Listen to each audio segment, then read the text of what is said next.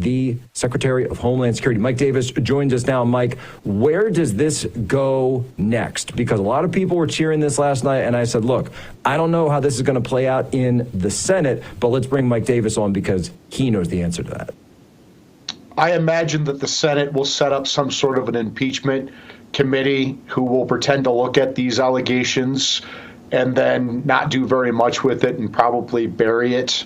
They might have Republican support to get rid of this impeachment because we have the uniparty in the Senate who's more concerned about sending our taxpayer money, $60 billion to Ukraine rather than securing our border. They proved that over and over. So I can't imagine there's going to be much appetite in the United States Senate by either party to do much about this Mayorkas and his obviously impeachable offenses, where this guy has violated his oath to protect our country, to enforce federal law. He's actually willfully ignored it in order to import 10 million illegal migrants, illegal immigrants into this country, many of them unvetted from dangerous places around the world. So they're going to bring their crime, their murders, their rapes, their kidnappings, their robberies, their carjackings. They're going to bring their fentanyl and the resulting deaths. Mayorkas absolutely should be impeached. He should. Well, and by the way, so we have this huge narrative that's going on right now about a potential national security threat to the United States. They're making this out to be like Washington, D.C. is about to get blown up. And I've sort of, been joking and said, oh, did the Russians have space lasers, Russian space lasers? Is that what's going on? Because, of course, it's all coming from the same. And look, show me the report, right? Fine. But I gotta say, it seems a little suspicious when all of this is coming from the Ukraine spending guys at the time that we know that the House is saying that they don't want to vote for this massive foreign aid package. And you want to talk about national security threats? How about 10,000 people coming across our border every day, and then the government or government-backed NGOs giving those people plane tickets and allowing them onto airplanes into the interior of our country? Gosh, what could go wrong? What could go wrong? Exactly. I mean, the DC Uniparty is so focused on sending tens of billions of dollars to their defense contractors in Ukraine that we've really taken our eye off the ball on the real national security threats, including China and including our southern border. Well, okay, that being said, though, let's go back to this aspect of the trial. Does the Senate have to hold a trial once they're given articles of impeachment? Is that required? How does the rules work? No, I mean, generally what they do, if they have impeachments for a president, they're going to have a trial with the full Senate, right? But when they have impeachments for cabinet secretaries or other officers, you can send those to a committee, right? You can have like a trial by committee, and then they can make a recommendation to the House. They're not. This is what they've done on federal judges in the past.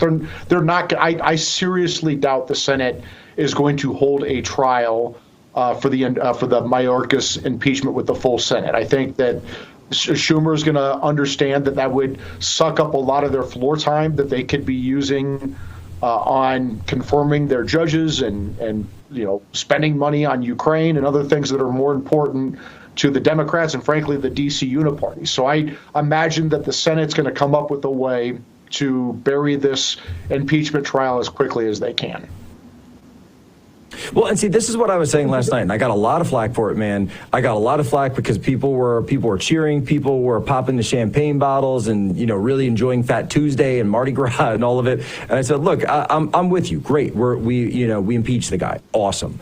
But that doesn't mean there's automatically going to be a trial, because it's not MAGA that controls the Senate, and it's not even Republicans that control the Senate. Mitch doesn't even control the Senate, which, by the way, I would point out that Mitch did control the Senate when he presided over both of the impeachments of President Donald Trump. And so this is a situation, or I guess the second one was as there was a transition, but this is a situation where they easily don't necessarily have to have a trial. They can get out of this, and so we can take this Pyrrhic victory and say, okay, that's great. We impeached him, and we got points on the board, and we're painting them in a bad light. But what I'm saying is this actually points on the board, or was it just something cool that we did for the fans at home? Well, I actually think it was important that the House did this because, if you're a cabinet secretary, you don't want to be the first cabinet secretary in 150 years who's been impeached because you failed to do your job. You intentionally did not do your job. You intentionally ignored federal law. You intentionally violated federal law by mass releasing these illegal immigrants into our country. And this has created grave danger in our communities, and it's overrun our cities, right? These sanctuary cities who pretend like they wanted all these illegal immigrants, all of a sudden they don't. I split my time between Colorado and D.C. I'm out here in Colorado now. I'll tell you that people in Denver are not happy that Denver's been overrun by illegal immigrants, including Denver Health, that's been overrun by illegal immigrants, and now they're going to have to cut services to people around the Denver community, including people who need the services the most, like, Black Americans and the Hispanic Americans in these low-income communities are the ones who are going to get hurt by these illegal immigrants flooding into our country. Well, and that's exactly right. And so the way that I look at it is, I'm not trying to be a party pooper here, folks, and I agree, right? It's great. I think it's great. But where my skepticism comes in is, look, Eric Holder, right? Eric Holder was found in contempt during the Obama administration. And that was something that, Republicans held up and said, look, we got it. We held him in contempt.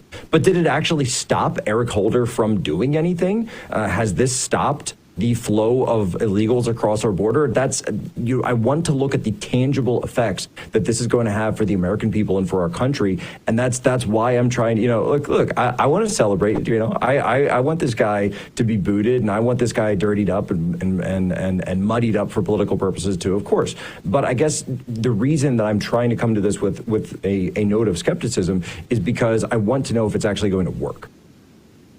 Well, I think it's important that they did this because I think it gives the House more powers to investigate. If you have an impeachment inquiry versus general oversight, you can get past executive privilege, and you don't have to have a legislative purpose with an impeachment inquiry versus legislative oversight. And it's also important to send a message to these leftists that there are going to be consequences for your actions. Can they hold hearings? Can they hold hearings? What do you mean? The House? Can there be can the House hold full, just like the J6 committee, can we have hearings on Mayorkas that are run in prime time? Sure. Why not? Yeah, I mean they would be great. Say, look, we're gonna continue our impeachment investigation or impeachment inquiry. We may add impeachment charges. Sure, they can. They could do that, and they need to make this front and center that this illegal immigration that Biden has done intentionally to open up our southern border and import 10 million illegal immigrants. And it's election interference. Mike, sorry, we're coming up on a quick break. Let me put a pin in that right there. We'll come right back with you and let you finish your thought, because this is important, folks. Impeaching a cabinet member hasn't been done in 150 years.